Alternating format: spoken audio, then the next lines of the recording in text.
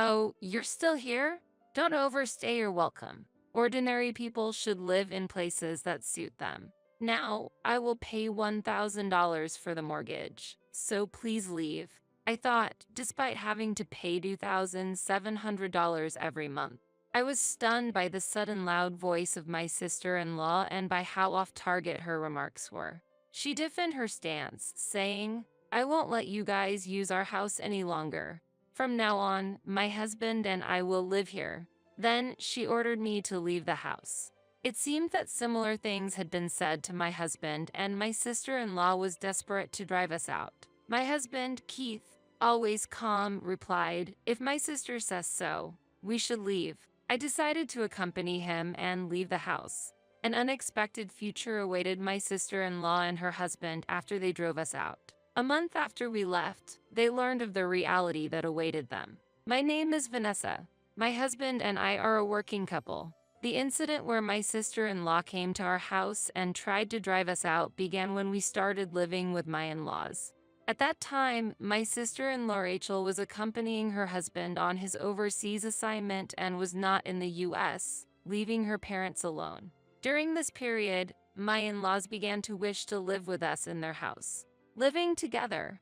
As I was surprised, my mother-in-law said, We are getting older, and living alone brings anxieties. Being with you both will give us peace of mind. Suddenly invited to my husband's family home, we were presented with the proposal to live together. This was unexpected not only for me but also for my husband, Keith. We initially met through a matchmaking app.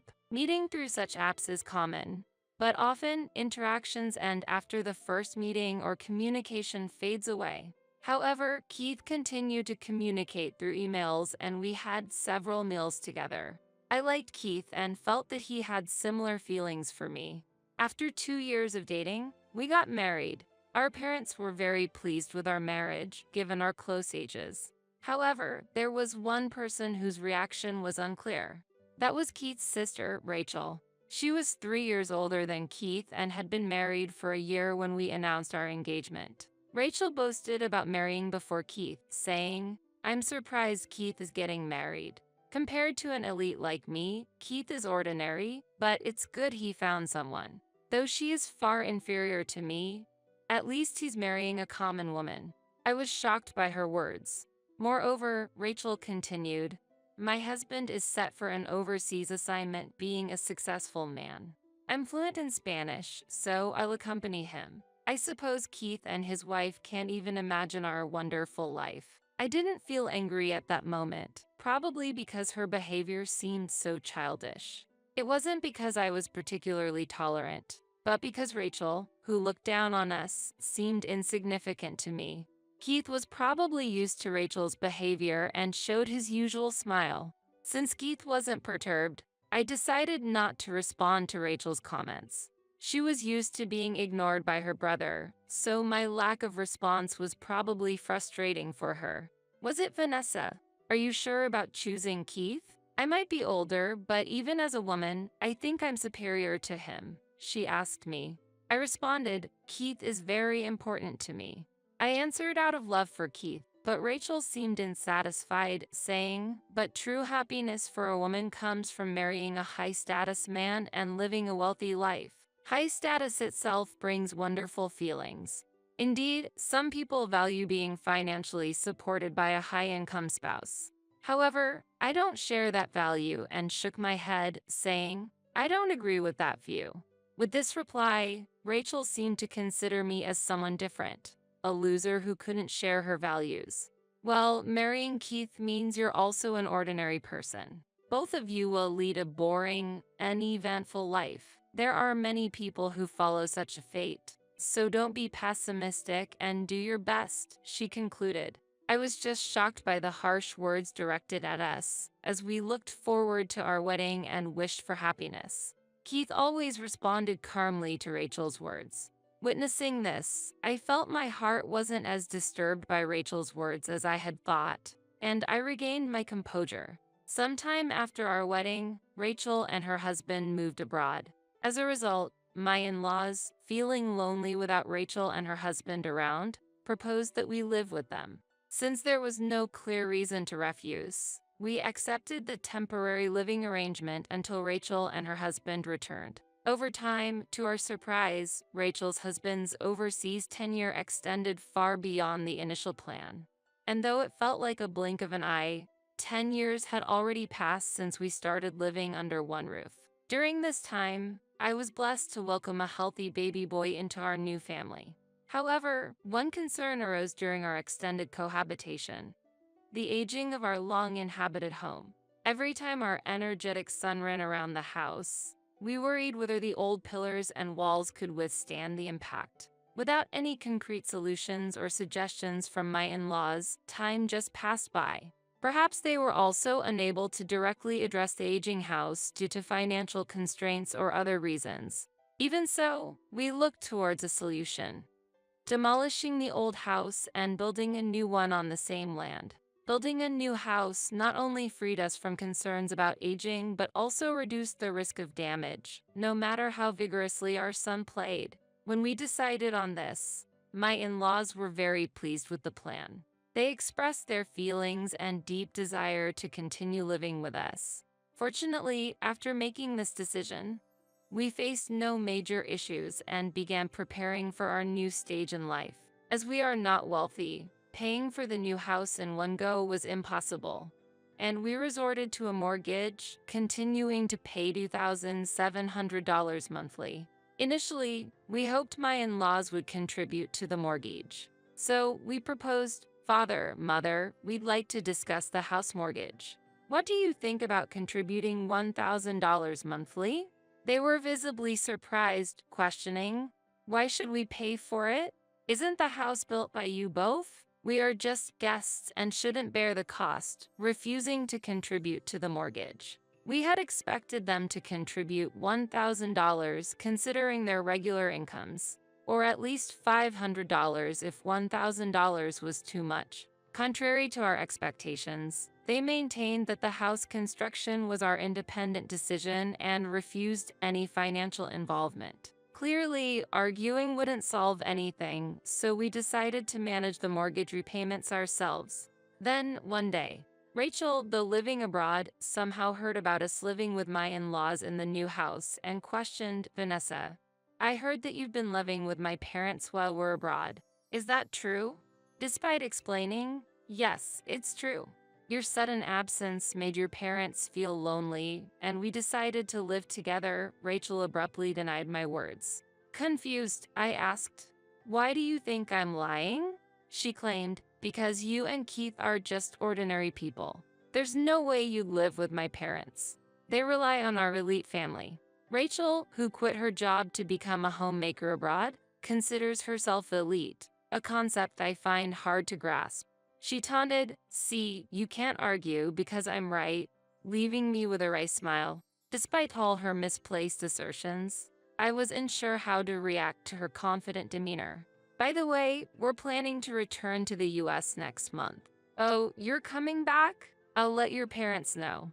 Since starting their overseas life, Rachel and her husband rarely visited their home, and they hardly came by even when in the US. My in-laws would surely be happy to hear of Rachel's return. "No, it's not just a visit. We'll be living in that house from now on." "What do you mean?" "That means you're no longer needed there." I couldn't hide my surprise at that statement. Rachel living in the family home means her husband's overseas assignment has ended. Initially, we planned to move out at this point, but the issue was the mortgage. It seems that Rachel and her husband would then take over the monthly mortgage payment of $2,700. Her husband, interested with a job overseas, and Rachel, who considers herself elite, should have no trouble with the mortgage payments. Thinking this, I remained silent. Rachel informed me of her return and then maintained her stance. I briefly replied, understood, and ended the call. Considering our future plans, I quickly relayed Rachel's message to Keith. Our son was at school when we talked about this. At that time, my in-laws, sensing that their daughter was coming back, appeared in the living room with beaming smiles. They were delighted, saying, "Finally, Rachel and her family are coming back. This marks the end of our unstable days." Throughout this period, we bore the burden of mortgage repayments. But my in-laws supported daily expenses like electricity and food. We strongly felt the need to avoid a lopsided financial burden in our living arrangement. However, my in-laws were constantly worried, often expressing concerns that making us bear the living costs means your financial situation must be unstable. Indeed, before we started living together, Rachel and her husband, who lived with my in-laws, never let them bear any costs, and they compared us based on that fact. While our stance wasn't fundamentally problematic, Rachel's family's return deemed our presence unnecessary. From the beginning, Keith and I saw Rachel and her husband's return as the end of our temporary shared living. Hence, we started preparing for our departure. Now, the responsibility for the mortgage payment will shift to Rachel and her husband, significantly reducing our burden. However, their sudden announcement to return made finding a suitable property challenging. Eventually, Rachel and her husband arrived. Wow, this old house has transformed so much. What a surprise. Rachel expressed her astonishment and then turned to me. Oh, you're still here?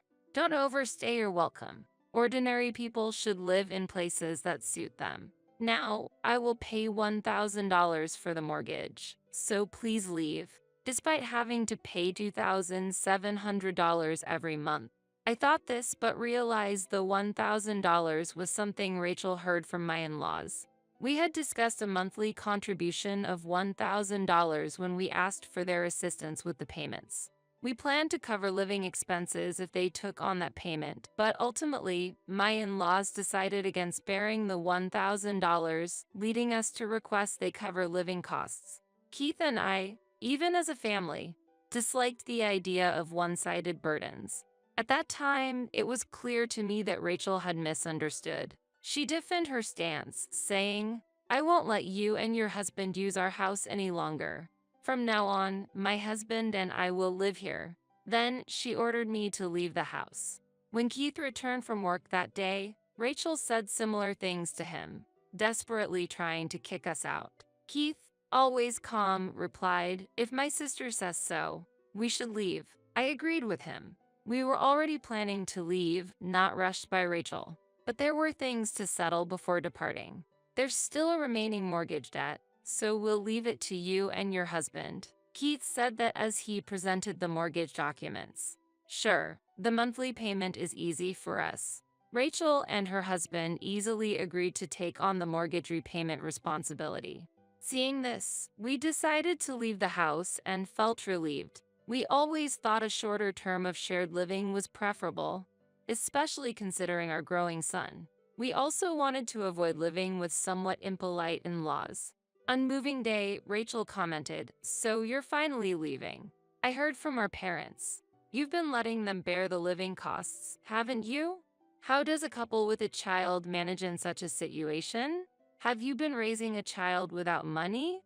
Bo criticized. We were too busy with the move to our new home to dwell on her words. We just didn't have the time to listen. Watching us busy with the moving process, Rachel was muttering, "How presumptuous." Yet, we managed to settle into our new home. During a busy period, my in-laws were very happy with Rachel and her husband's return, celebrating without showing much interest in our relocation. Rachel seemed to sense that our quick departure meant we did not want any future issues with them. We chose not to disclose our new home's location to my in-laws or Rachel and her husband, effectively avoiding the possibility of them intruding. About a month after we left the family home, I received several calls from Rachel. Since I noticed the calls late, I hurried to answer and found a confused and agitated Rachel demanding, "What in the world is this? What's with the $2,700 monthly mortgage? And why are my parents saying they have no money?" Actually, Rachel was under the impression that we had been paying $1,000 monthly. However, we thought this misunderstanding was cleared when her husband checked the relevant documents during the mortgage transfer and signature process. We believed that no one would overlook important documents regarding their future home. But wasn't it clearly stated in the documents that the monthly mortgage payment for this house was set at $2,700? What? That must be a joke. Suddenly $2,700. Rachel panicked. I thought that you and your husband, being high-income elites, wouldn't need to worry about the amount, I said honestly, and Rachel, with a faint voice on the phone, started, well, actually, I'm not working right now, and my husband has just returned from overseas after causing some problems. Our income has decreased compared to before. I was frankly surprised that she, who had acted superior when driving us out of the family home, couldn't even afford the monthly repayments we had been making. Moreover, Rachel had more troubling news. Why are my parents saying that they are in financial trouble? Weren't they supporting you by bearing your living expenses? Oh, you thought so? Actually, we were covering the full mortgage, only hoping they could help a bit with living expenses. But we didn't receive much financial help from them. They spend their money at the casino almost every day. Casino. Yes, casino. It seems my in-laws weren't into gambling before we started living together. They became addicted in the past few years, and Rachel might not have been aware of this fact. With hardly any income, and now a monthly expense of $2,700. I was counting on my parents' money, and now there's none. Vanessa, please lend me some money, Rachel pleaded. However, I declined. Despite her looking down on us, she was asking for help from us, the ordinary people, when in trouble, indicating her desperation. But we have a growing son and need to save for the future, so we couldn't afford to support another household. I conveyed this fact and ended the call. Later, I heard Rachel and her in-laws tried to visit our new home without planning, only to end up at the wrong address and inadvertently involved the police. Rachel, who has found a new job, is keeping her in-laws away from the casino, pulling her part-time earnings for mortgage repayments.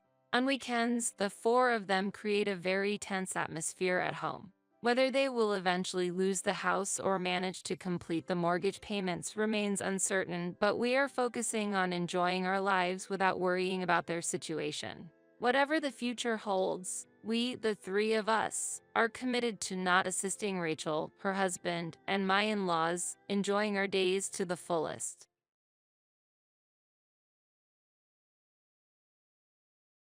My sister's remittances are just like a child's allowance, aren't they? Haha. If you can, try stopping the payments. Haha. I've been sending money to my family for 18 years since becoming a working adult. Yet, to be treated like this by my parents and sister, unforgivable. I've worked so hard for my family. I'll decisively cut ties with these people. My name is Wendy. I am 37 years old. For 18 years since graduating high school, I have been diligently working as a working adult. I have a younger sister named Jennifer, who is much younger than me. Jennifer graduated from university a few years ago and has been working for 4 years. Unlike me, Jennifer has been spoiled by our parents from the moment she was born. After Jennifer was born, our parents' affection completely shifted towards her. Even though they were warm to me before, they gradually became indifferent. Mom, there's a school event coming up. Even when I tell my mom about school events, she doesn't seem to look at me. Mom's busy taking care of Jennifer right now. But I was told to make sure to tell you and Dad by my teacher. Yeah, just leave the printout over there. Oh, and Mom, today's lunch was pasta. You're so persistent. It doesn't matter what you're talking about. Can't you see I'm busy with Jennifer?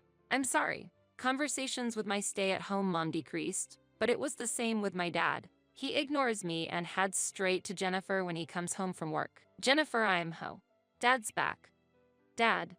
Today at school. What, Wendy? School stuff is for your mom. Dad's tired from work, but Mom's busy with Jennifer. Dad's tired and wants to see Jennifer's face to get energized. Be quiet for a bit. Okay. It's true that Jennifer is cuter in both appearance and personality. I admit that. With her clear double eyelids, beautifully curled chestnut hair, adorable laugh, and friendly nature despite her youth, Jennifer has everything I don't. Yet, I still long for our parents' love. Even when I got into the top high school in the county, there wasn't even a congratulations from them. And then, in the fall of my senior year of high school, I tried to talk to my parents about my future during dinner. Mom, Dad, about college. At my words, my father frowned. Listen, Wendy, you're the eldest daughter, so from now on, live for Jennifer's sake. What? What do you mean, for Jennifer's sake? After you graduate from high school, don't go to college. Start working and help out with the household expenses. Help out. We live in a rental property. So, at least pay the rent. A rental property. But this is public housing, and it costs $1,000 a month. Are you saying I should pay $1,000 every month? If you become a full-time employee, that should be possible. Wait a minute. With my current grades, I could easily get into a national university, I've been told by my teacher. Then, my mother, who was next to him, interjected. National university? What's the use of someone ordinary like you going there? Not you too, Mom. There's something I want to study. So, no way. Jennifer is still young and will need a lot of money for her going forward. We can't afford to spend any more on you. But there are scholarships, and I'll make sure not to be a burden on the household finances. I'll work part-time and contribute money to the house. Please, you're really persistent. As your parents, we are saying it's not possible. Children don't have the right to defy that. That's so unfair. Despite my homeroom teacher pleading with my parents several times, they never changed their minds. In the end, I gave up on going to college, obtained some qualifications, and started working as a full-time employee at a local small to medium-sized enterprise. Though the company was small, my qualifications came in handy, and I was able to earn a decent salary even as a high school graduate. Since moving out in my third year of working and living alone, I've continued to send the designated rent to my parents, while being frugal with my own living expenses. Even so, I finally got married, albeit later than most. To inform my parents, I returned home for the first time in a while. In the front yard, my parents and sister were having a cheerful conversation. I'm home. Before I could greet them, I overheard a shocking conversation. We only consider Jennifer to be our daughter, right, Sarah? That's right. Jennifer graduated from college and even got a job at the same company as Dad. In comparison, Wendy. She only finished high school and got a job at some unknown company. Dad feels ashamed. Exactly. We took care of her until she graduated high school, and yet, she hasn't even said thank you. What an ungrateful child. Then Jennifer, unaware that I was listening, began to speak. Mom, Dad, don't be too harsh. It's pitiful for my sister, right? After all, she's working hard for us even with her lower education level. Haha. Well, indeed. You're right about that, Jennifer. Yes. Even if she's not that capable, she can earn money. Let's continue to take as much as we can from her. That's right. If Wendy pays the rent, we can save money, and we can spend that on other things, right? Jennifer will need various things now that she's working. Unlike Wendy, Jennifer is beautiful, so she needs money for her upkeep. That's right. I even got scouted by a model agency on the street the other day. That's my daughter. Wendy is a far cry from you. I wonder who she takes after. That's why. Even the little monthly change from a sister like that is better than nothing. Well, it's a bit embarrassing she only finished high school though. Haha. The moment I heard that conversation, something inside me snapped. Unbelievable. Do they have any idea how much I've worked for this family? Following instructions, working, and sending money home. I've even sent birthday presents every year since becoming an adult. And above all, I've been paying this house's rent in full. I thought someday they would praise me. Someday they would acknowledge me with faint hope. But all of that was just a dream. Instead, to be spoken of so terribly behind my back. Before I knew it, I had stepped into the yard. My parents and sister looked at me in surprise. Embarrassed about being a high school graduate? Do you understand why I couldn't go to college? With an awkward face, Jennifer asked, Sis, you were here? I directed my anger at her. I was told by Dad and Mom to work for your sake, you know? I really wanted to go to college. There was so much I wanted to study. I didn't know that. Jennifer retorted just as defiantly. Can you stop getting mad for no reason? No matter how much you yell at me, it won't change the fact that you have a low education level, so stop acting so high and mighty. Haha, how can you say such things? I heard the conversation earlier, you all just see me as a convenient source of money. Jennifer snorted with laughter. Took you long enough to notice? Sis, being a high school graduate is embarrassing for us, you know? The only useful thing you can do is earn money and send it home, so stop being so proud. Haha, will you stop it? As I moved to push Jennifer away, Dad stopped me. Then he coldly said to me, Hey Wendy, what are you doing to your sister? Have you lost your mind? Not only are you low educated, but your character has fallen too? Wait, Dad, you're the crazy one. It's all because you and Mom have always prioritized Jennifer. That's natural, isn't it? Jennifer is the cutest. From the moment Jennifer was born, we lost interest in you. What? What's that supposed to mean? Aren't I just as much a daughter to you and mom as Jennifer is? Shock and anger made tears well up in my eyes. Seeing this, my parents coldly said to me, "A daughter? We don't think of a high school graduate like you as our daughter. Don't come back to our home with such low education." Just like Dad said, don't get ahead of yourself just because you put in a little money. Oh, is that so? I glared back at my parents. If that's the case, I guess I don't need to send money anymore, right? Yeah, that's fine. You were never part of the family to begin with. Well then, let's cleanly cut ties here. Dad and Jennifer are working, and Jennifer is at the same company as Dad, after all. You won't need my help, will you? Haha. Then, my sister Jennifer too flashed a malicious smile. The money you send home is just like a kid's allowance, right? Haha. Try stopping the payments if you can. Haha. Oh, is that okay with you? I'll really stop sending money, you know? Dad and Mom said they want to cut ties, right? It's embarrassing to have a low-educated sister like you. If this means we can cut ties, then maybe it's actually lucky for us. Understood. Then, I'll gladly do just that.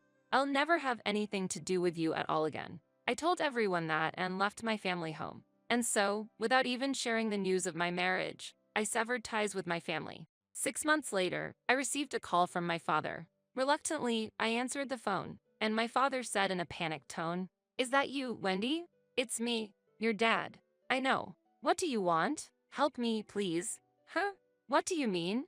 I thought we had cut ties." "Don't say that. I'm really in trouble right now. Could you please start sending at least the rent again?" "What are you talking about? Have you forgotten that you said my money was just like a kid's allowance?" "I was wrong back then. I apologize. Please, our family might fall apart at this rate." Hearing that, I couldn't help but snicker. "Ah, that's right, Dad. You got fired from your job, so things must be tough, huh? What? Your company was acquired by another company, right? Plus, it turns out you were embezzling money, so getting fired was only natural." "What? How did you know?" "Because the company that acquired yours belongs to my husband." "What? Husband?" "Yes, my husband was the next CEO. His father's company had acquired the one where my father worked. During that process, my father's embezzlement came to light, and he was immediately fired. I was aware that my husband was going to be the next CEO, but I didn't know about the company's situation. Then my husband mentioned there was an employee who embezzled money at the acquired company, and coincidentally, he had the same last name as Winnie. Curious, I looked into it and found out that the employee was my own father. After stopping the remittances, I had been looking forward to my family facing difficulties. However, embezzlement was a pitiful act. There's no doubt they were struggling financially. The $1,000 rent I stopped paying must have been a significant blow to them. After I finished explaining, my father said in a trembling voice, "If you knew, why didn't you reach out to help? Why should I have to reach out? You're my daughter. Not just me, but your mom and Jennifer are struggling too. Don't you want to help your family?" No, not at all. I don't feel even a shred of desire to help you." "What are you saying?" It seemed my father had put the phone on speaker as my mother and sister began to blame me together. "Come on, Wendy. Enough is enough. In a situation like this." "That's right, Cess. From what you said, isn't your husband the son of a CEO? You must have quite a lot of money, right?" I sighed deeply on the phone. So what if I have money? And that means I should help you?" "Of course. Your family is in trouble. Cess, you know, right? I'm working at the same company as Dad. Dad's embezzlement has spread throughout the company, and I'm isolated there. I don't care about that. Plus, we cut ties months ago. And now what? Being a family only when it's convenient for you, expecting help now. Isn't that too convenient? Are you stupid?" Truth be told, I was furious, and now all three of them started yelling at me. Enough is enough. We'll retract the disownment. So, start sending money again right away." "That's right. We raised you until you grew up, so you should properly show your gratitude." "Sis, the family is in trouble. Do something as an older sister." Their selfish demands made me feel nauseous. Taking a deep breath, I lashed out at them. "Hey, enough with this family nonsense. I've already cut ties with you, and I have no obligation to help you. To only act like a family when it suits you. No matter how much trouble you're in or how miserable the outcome, it has nothing to do with me. All three of you can go to hell, you scum." I hung up the phone and immediately blocked the contact details of my parents and sister. Since then, I haven't seen them. Now that I'm married and living in a new home with my husband, it's unlikely they'll be able to find me. Rumor has it that my father couldn't repay the embezzled money and ended up in legal trouble. My sister, known in the company as the embezzler's daughter, resigned in an awkward atmosphere. With both of their breadwinners gone, my mother is juggling part-time jobs while depleting their savings to get by. Naturally, they couldn't afford the house rent and apparently moved into a cramped one-room apartment. There's no prospect of repaying my father's embezzlement, and my mother's part-time income is barely covering living expenses. My sister hasn't found a new job and has been shut in her room indefinitely. The end for the family that drove me away turned out to be quite grim. Well, it's their own fault. Meanwhile, I've been working as a secretary after my husband took over as CEO. Though I'm still inexperienced and busy every day, my life is incomparably more fulfilling than before. From now on, I'll forget about such a family and live my life thinking only of my new family. Why do you, a complete stranger, insist on staying in our house for so long? My sister-in-law reprimanded me with an angry voice. After losing my beloved husband, I continued living with my in-laws. Was I not allowed to be there? I never thought you were this kind of woman. Leave as soon as possible. Even my usually kind mother-in-law began to criticize me harshly. If that's how it was, I'd leave on my own. These were the words I screamed in my heart, but I suppressed them. I understand, I said while vowing revenge. My name is Gina, and I am 40 years old. I work as an elementary school teacher. My husband, James, also an elementary school teacher at a different school, was 42 that year. We were married for 12 years. We met at the first elementary school I worked at after graduating from college. James, 2 years my senior, was a reliable senior colleague who taught me various things about school life. Through work, we were drawn to each other and eventually got married. I loved children and became a teacher to spend time with them. But sadly, we didn't have any children. My father-in-law passed away in his 50s before we got married, and James lived with his mother until I joined the family. Thanks to the real estate and other assets inherited from my father-in-law, my mother-in-law was financially secure. However, since the beginning of our marriage, we had decided to pay $2,000 monthly to my in-laws. We had a dream we wanted to realize. Despite needing to save for it, we regularly transferred money to my in-laws for utilities, food, and a small rent out of a sense of duty. We continued to work as teachers, increasingly worried about the growing number of children not attending school. Our dream was to establish a learning center where such children could study comfortably. James' older sister, Mary, who is 3 years older than him, is married and lives in another state. My sister-in-law has a son, but he left home last spring for studies, so it should be just the two of them now. Although living about an hour's drive away, my sister-in-law visited every weekend, asking my mother-in-law for financial help. My son's tuition is short. Can you help a little? My sister-in-law would softly ask, "Really? It can't be helped. How much do you need?"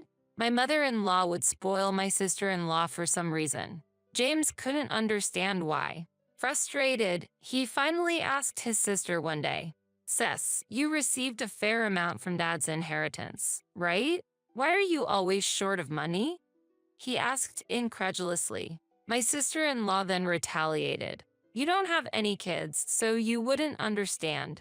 Raising children is incredibly expensive. You talk about inheritance, but that money can't last forever." However, my sister-in-law's spending was clearly excessive even in my eyes. Once she asked for money for education, another time for home repairs, and before that, for food. Every time, my mother-in-law would give my sister-in-law a considerable amount. I couldn't understand why. That day, we went to our respective schools as usual. An ordinary morning, the usual scenery. Until that phone call. I received news that James had collapsed and was rushed to the hospital. Urged to hurry there, I exclaimed in shock, "What? My husband collapsed?" Confused, but upon reaching the hospital, I found James unconscious and he had to undergo thorough examinations.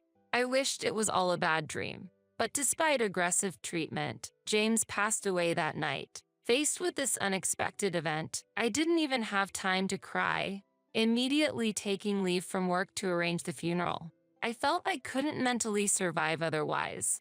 My mother-in-law, likely more heartbroken than me, courteously received the mourners throughout the funeral. It was an opportunity to meet my sister-in-law's family again. My sister-in-law's husband, Robert, and their son, Alex, who was a college student, helped devotedly. However, my sister-in-law herself didn't seem to grieve over her own brother's death. It almost seemed like she was happy about it. After James' funeral, I returned to my mother-in-law's house.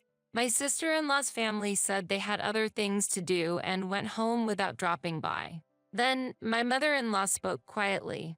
"Gina, I never thought being bereaved of my son would be this lonely." Hearing these words, my pent-up sadness burst out, and I broke down crying.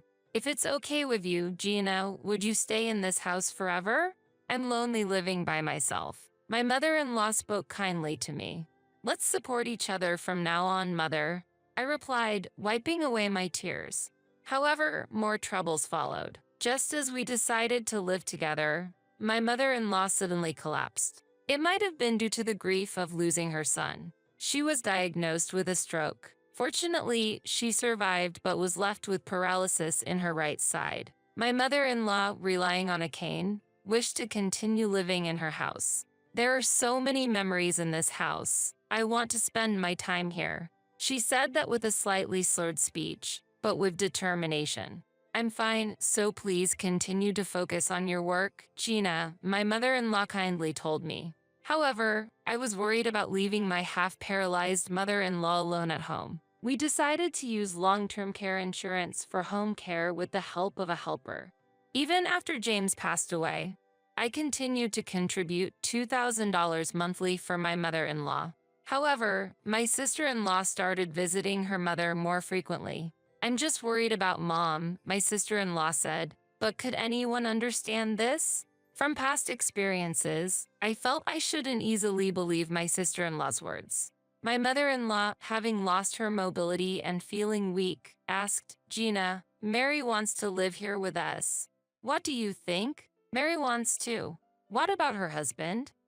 I asked in surprise. "Alex is already in college and not at home. She says it's okay for her to live here alone. Her husband might move here eventually too," my mother-in-law explained. I felt uneasy and asked frankly, "If you think it's good, I won't oppose it, but what about me?" "What are you saying, Gina? You're like a daughter to me. It's totally fine for you to be here," my mother-in-law assured me.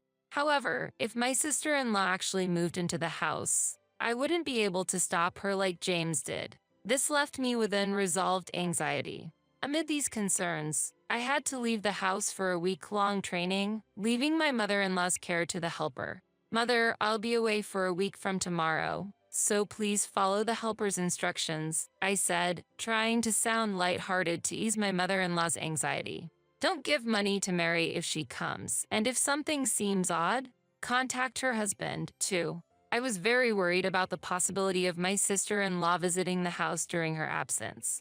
I couldn't concentrate on my training because of this worry.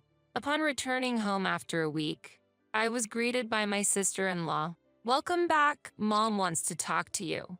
My sister-in-law looked at me with a smug smile. I had an ominous feeling. Entering the living room, my mother-in-law looked at me with a displeased expression. "I'm back," I greeted timidly, overwhelmed by the atmosphere. "Gina, were you trying to kick me out and put me in a facility?" My mother-in-law suddenly accused me with anger. Confused by the situation, my sister-in-law chimed in. "Hey, Gina, remember what you said before? You said, 'I want to put Mom in a facility. It's too much to handle her,' didn't you?" She continued as if I had said such a thing. "It's okay since you're a stranger anyway. I'll take care of Mom from now on so you don't need to be here anymore." My sister-in-law said this to me with a deliberately harsh face. My mother-in-law also showed her anger, screaming at me with a fierce look. "I can't believe it. You're a nuisance. Just leave quickly." "Understood, I will leave." With no strength to argue back, I held back my tears and started packing my belongings. Leaving behind the items filled with memories of James, I took only the essentials and left the house. "Thank you for everything," I said at the entrance, to which my sister-in-law, who was eager to drive me out, said, "You're still here? Leave quickly." A mix of sadness and frustration greatly disturbed my heart. Being driven out of the house, returned to my parents' home without notice. What happened, Gina? What's with the luggage? My mother couldn't hide her surprise at my sudden return. Sorry for the suddenness, but right now, I don't want to talk about it. I'll go to work from here, so please leave me alone for a while. The room I used to occupy at my parents' house was now empty. I laid down the luggage, laid on the floor, and gazed at the ceiling, letting my thoughts wander. What did my sister-in-law plan to do with her own family? My mother-in-law had mentioned that Robert might eventually move in with her, but I never sensed such intentions from my sister-in-law. I wanted to think it was none of my business anymore, but I couldn't stay silent when I thought of my mother-in-law. Then I remembered something. The day before James collapsed, he tried to tell me something and was about to hand me an envelope. But he was called away by his mother, and I never got to hear about the envelope from him. What could be inside it? Could it be a will? I was worried. Hesitantly, I opened the envelope and checked its contents. It was. Seeing what was inside the envelope, I was astonished. The next day, I left for work from my parents' house, reported my training to the principal, returned to my duties, and ended the day as if nothing had happened. Excuse me, I'm leaving now. I said that as I prepared to leave, and a colleague said to me, "You must be tired from the training. It must have been tough losing your husband. Don't overdo it." However, the reason I was in a hurry to get home wasn't due to fatigue or the sorrow of James' death. I needed to contact Robert and ask about the situation with my sister-in-law. Considering it might turn into a serious conversation, I was hesitant to use my personal phone in a public place where anyone could overhear. On my way home, I sent an email to Robert expressing my desire to talk to him in person. "I have something to talk about regarding my wife, too," Robert replied immediately. When I got home, I locked myself in my room and called Robert. Robert seemed to have been waiting for my call and responded immediately. "Gina, I'm glad. I was just about to contact you," Robert started with a relieved voice. I told him about Mary staying at her mother's house and went on to explain that she was making false claims. I told him that I had been accused of trying to take over the house by sending my mother-in-law to a nursing home based on her lies, and as a result, I was driven out of the house. "Really? Where are you now?" Robert asked in surprise. I replied that I was at my parents' house then and detailed everything that had happened since the funeral. "I'm really sorry about that," he apologized sincerely. "No, Robert, you don't need to apologize," I responded. My sister-in-law had a history of leaving home without notice and spending money freely, which seemed to have intensified since her son Alex went to college. "Wait, Mary was receiving money from her mother? What happened to that money?" he asked. I knew my mother-in-law had been giving my sister-in-law a significant amount of money, but I thought Robert knew about it. "I haven't heard anything about that.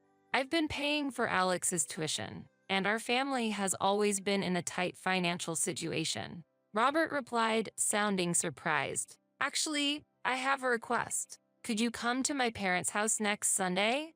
I proposed. I felt a bit presumptuous making such a request, but I decided to try it.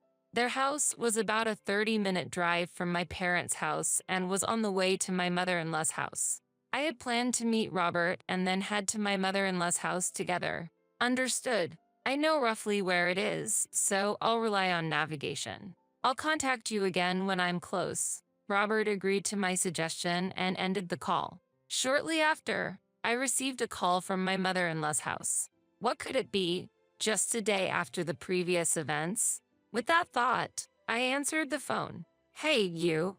You used money without permission, didn't you? Give it back immediately." My sister-in-law yelled at me. "What do you mean by using money without permission?"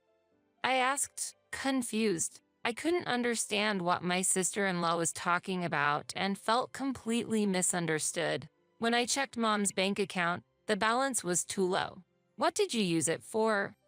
My sister-in-law pressed, but I had certainly not done such a thing. It's true that I forgot to deposit the planned $2,000 to being preoccupied with my mother-in-law's illness and caregiving procedures, but I never withdrew money from the savings without permission. Is there some misunderstanding?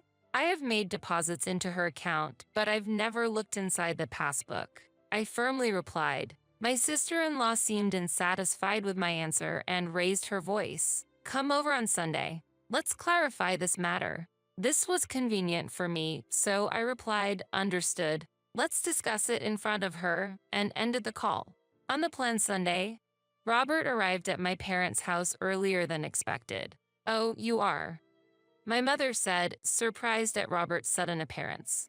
Yes, he's the husband of my late husband's sister. Mom, you've met him before, haven't you? I explained. My mother couldn't immediately recall who he was, but eventually remembered, yes, I've seen him before. Seeing my mother's realization and joy, I explained, actually, I wanted to consult him about my husband's family matters. After leading Robert to the living room and briefly exchanging greetings, I took out an envelope. I want you to see this. The envelope contains several photos and a report. As I spread the photos and the report in front of Robert, he exclaimed in surprise, "What? This is?" The photos showed my sister-in-law with a young man, enjoying herself at a nightclub and heading to a hotel. The report, from a detective agency, detailed evidences of my sister-in-law's expenses. James entrusted this to me before he passed away, and since he died before we could discuss it, I only recently looked at it. I explained the situation to Robert. James had suspected his sister of reckless spending and had secretly commissioned an investigation. He intended to discuss the results with me, but passed away before he could. Robert trembled with anger at the photos. I thought she was frequently leaving the house, but to think she was doing this. With a sigh full of indignation, Robert said, Gina, can you come with me right now? This situation can't be ignored. I had intended to do so from the start and nodded immediately. 30 minutes later, we arrived at my mother-in-law's house and rang the doorbell. It's Gina, I've come as promised, I said, and soon heard my sister-in-law's annoyed voice. How long do you plan to make me wait? The sound of unlocking the door came, and the door opened. Come in.